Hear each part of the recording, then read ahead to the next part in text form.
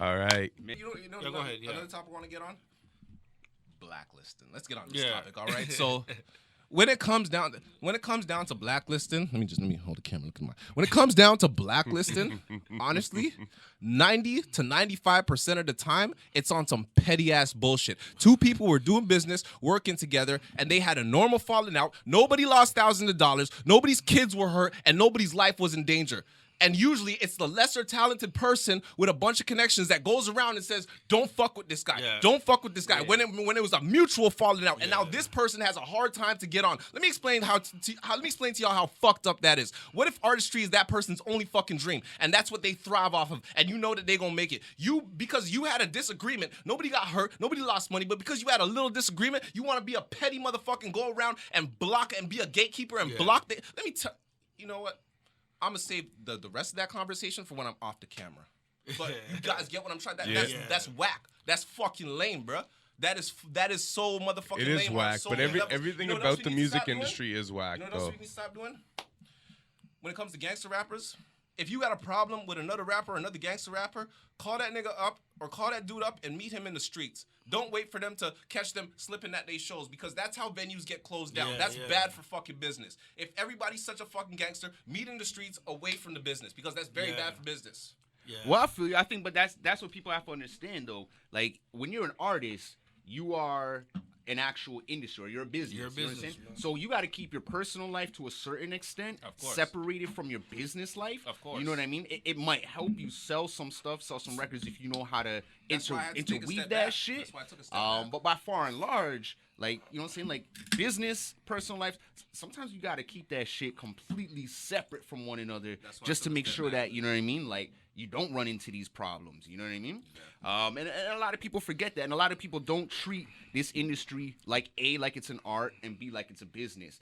A, they do shit and they don't think, okay, well, let me think outside the box. Or let me be an artist. Let me be artistic. They just kind of go into autonomy mode and do what everybody else is doing. And B, they don't realize it's a business. So they don't understand why they can't sell or why they can't make money or why they're not advancing, why they're not meeting the right people, why their names aren't popping. It's because they're treating it like it's just whatever. Everyday life. As opposed to, well, I'm investing this time, which is something you can't get back, and I'm investing this money, which hopefully you can recoup, but it's not guaranteed. You know what I'm saying? But you're never going to get that motherfucking time back. That's the most important thing. You know what I'm saying? You can recoup that money. You're never going to get that time back. Exactly. So if you're investing your time and sacrificing time with your family and your friends and things of that nature, parties and doing things that young people our age are doing to do this art and pursue this art, then at the end of the day, make it worth something. Yeah. You know what I mean? I got an unrelated question. Fuck yeah.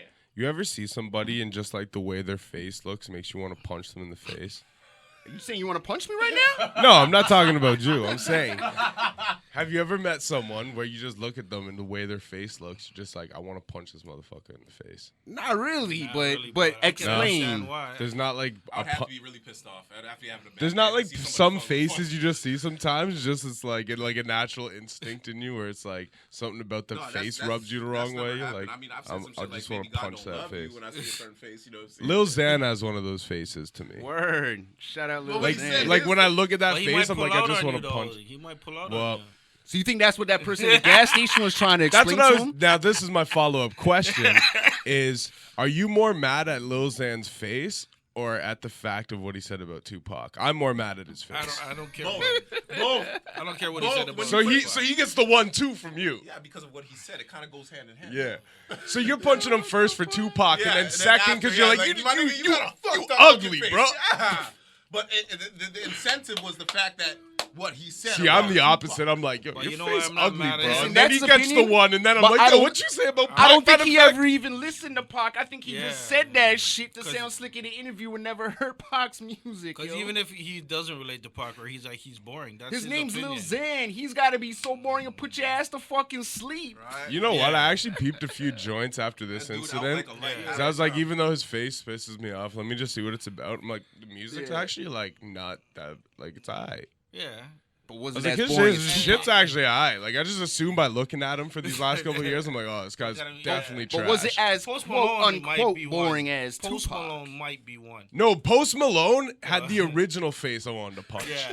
Like, I mean, when I was growing up, there were kids that just had face I wanted Shout to out punch Post too. Malone, man. But like, for making the yeah. catchiest songs in the Oh last man, 5 no. Post fucking Malone years. definitely has that face. Like, you put him and Zan's face in like a row together, like I'm finna just like wow for the night. Hey, yo, like, speaking of Post Malone, catch this Pause. clip. So pause. Speaking of Post Malone, see, we got Lil Nas X, and he did Old Town Road. I love that He got song. sponsored by Wrangler, and a bunch of country music fans Wrangler are on his pissed booty. off Yeah. about that. Now, the speculation is they're not pissed off about it because it's a country song. They pissed off about it because he's black. Like, what? That's what I read. I'm just like, y'all need to calm down on that because at the end of the day, you know what I'm saying? Y'all gave us Post Malone. We gave y'all Lil Nas X. no, I think it's a fair y'all comparison. Michael Jackson. Y'all gave us back Michael Jackson. I don't think it was any country stars. It was like Yo, Spidey does comedy as well. Jack of all trades. Pause.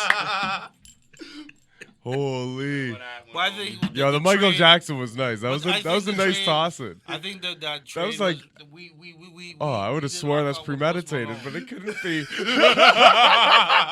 That's fire. Give me a dap on that one. I think we lost out getting Post Malone though. I would. Oh, man, Post Malone, like- trust me, I don't want Nas Post X, Malone yeah. either. cause yo, that Lil like Nas that X Lil song Nas is X doing, track. it's traction. Big. 10 weeks at #1 on the Billboard charts. Yeah. That's the thing, man. Old Town Road, I'm gonna ride till I can't no more. I don't give a fuck. That's a big tune, yo.